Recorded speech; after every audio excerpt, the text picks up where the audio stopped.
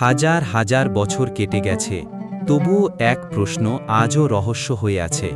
মহান নবী হজরত মুসা আলাইহিস সালাম কোথায় সমাধিস্থ হয়েছেন?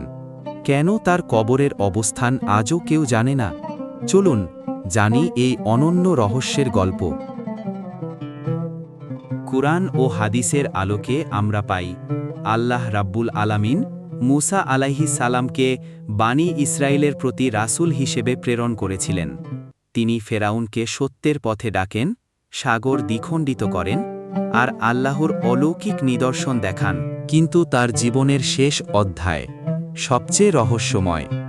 সহিহ মুসলিমের হাদিসে এসেছে, হজরত মুসা আলাইহিস সালামের মৃত্যু হয়েছিল, তবে তার কবরের অবস্থান আল্লাহ গোপন রেখেছেন। কেন?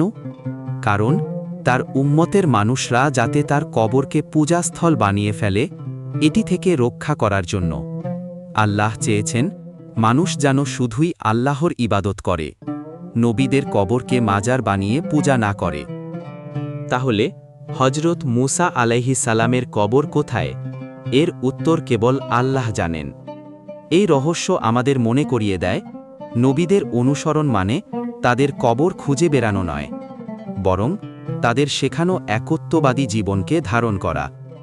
আসুন আমরা সেই শিক্ষা গ্রহণ করি আর আল্লাহর বান্দা হিসেবে জীবনযাপন করি। হজরত মুসা আলাইহিস সালামকে কোথায় দাফন করা হয়েছিল?